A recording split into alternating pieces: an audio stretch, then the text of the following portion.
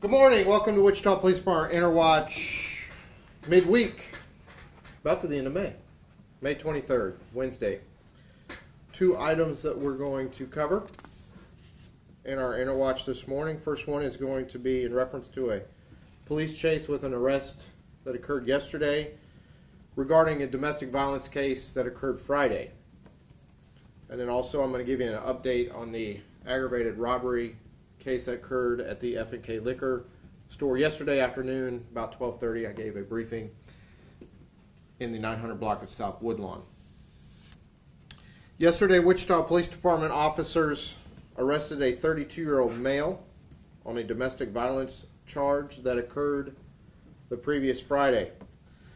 Officers had received some information that the male involved in the case was at a residence in the 2900 block of East Senate. At approximately 11 a.m. yesterday, officers observed the male leaving the residence in a black Toyota Corolla bearing a stolen license plate, and the officers attempted to stop the vehicle. The driver of the vehicle refused to stop, accelerated, and fled from officers. Officers did disregard this chase due to excessive speeds in the area of Central and Hillside. Officers then continued to work on the case and were able to contact the individual by cell phone. The individual had stated that he was armed and was making threatening statements towards himself. Two Wichita Police Department hostage negotiators assisted with this case. Through the officers' effective communication, the suspect returned to the residence in the 2900 block of Senate approximately 30 minutes later, and he was taken into custody without incident. The male was booked into jail for charges of robbery, criminal deprivation of a vehicle, aggravated assault, domestic violence battery, evade and elude, criminal use of weapons, possession of drug paraphernalia, and also traffic charges. Case numbers assigned to these cases are 18C 32747 and 31966. Great work by the officers involved in this case in making an arrest without incident. On the arrest sheets, it looks like he was arrested at 1986 South George Washington. Is that an address different? That maybe I'll check into that further. But I know they were able to, after talking to him, take him into custody without incident. So he refused to stop, and then you guys stopped the chase because of speeds? Excessive speeds, correct. Okay. But we were able to contact him by cell phone. Where was he when you contacted him by phone? I don't know if he had stopped at a location or if he was still in the vehicle. That I do not know. Okay. But we were able to talk to him by cell phone, and through our effective communication, be able to talk to him, and he was taken into custody without incident. How much time had passed between when you guys stopped the chase and when you got a hold of him? About 30 minutes. Well, about 30 minutes later was when he was taken into custody. So within several minutes, probably, yeah. How did police get his phone number? Just through our investigation.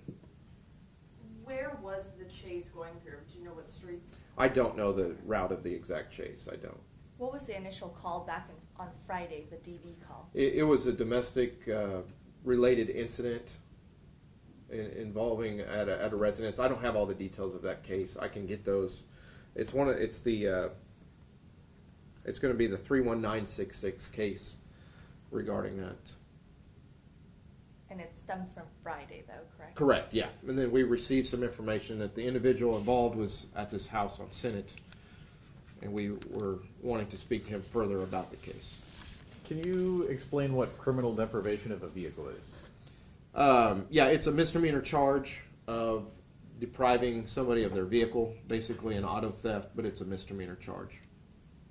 So he'd already been arrested Friday, and then you guys were going back to talk to him? He was not arrested on He was Friday. not arrested He on was Friday. involved in this incident, and we were needing to talk to Got him it. further about the incident on Friday. Can you find out if it was a significant other or family? Yes, DV yes, call? I'll get more information on that, yes. And the robbery charge that he was booked for, was that also for the vehicle? No, that was in reference to the incident on Friday. The new charges that occurred yesterday were going to be the criminal use of weapons, evade and elude, and traffic charges and possession of drug paraphernalia.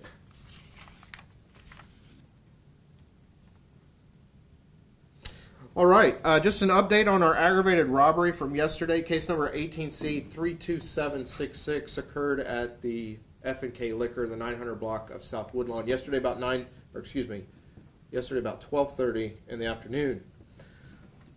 I did give a briefing or a statement about that incident yesterday. Today I'm just going to provide an update that yesterday WPD robbery detectives, Wichita Police Department officers, and FBI agents followed up and were able to develop some leads in the case. A suspect vehicle, being a white Ford Focus, was located at a residence in the 1600 block of North Oliver. A traffic stop was conducted on this vehicle, and officers made contact with a 17-year-old female driver. Officers were then later able to arrest a 19-year-old male in the 3600 block of North Hydraulic. He was arrested and booked into jail for aggravated robbery. The 18-year-old male that was injured yesterday does remain hospitalized, and upon his release will be booked into jail for aggravated robbery. We do believe these individuals are connected to previous robberies, and our investigators are currently working to confirm any connections there may be. Can you tell us any specific robberies they may be connected to? Again, I don't have any of the specifics. We believe they are connected, but we're going to be working to confirm those connections, and once we do, then we can provide that information. So the 17-year-old driver, what happened to her? The interview, we spoke to her in reference to the case. She was not. She was not arrested at this time, correct. So it looks like the F&K liquor store was robbed also back in April of this year, April 10th. And the suspects in that were also two unknown black males, 20s, 5'10" thin. Do we know if these might be the same type of description for the suspects? Right, again, and that's, we believe these individuals are connected to, we've had multiple robberies over the last 2 to 3 months, I would say. We believe that they are connected to some of these previous ones. However, we are currently working. Obviously, there's been multiple, so there's a lot of work our investigators are working on to confirm that. And once that is confirmed and we can put that out, we will. Can you, yesterday's incident, the suspects that were involved in that robbery, can you just describe those suspects or the suspect description one more time? Yeah, I don't have it with me, but I can get it to you, yeah. I don't have it with me right now. The 19-year-old, where was he found? 3600 block of North Hydraulic.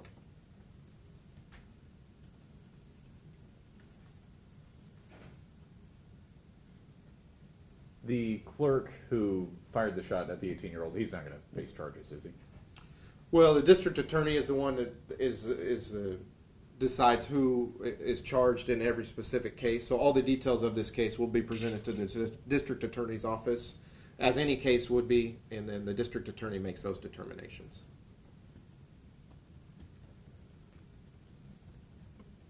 Anything else today? Should be some warm weather. Good day to maybe get out and get to know your neighbor. Appreciate everybody being here with us today. Wednesday. We'll be back tomorrow at 10 a.m. Thank you.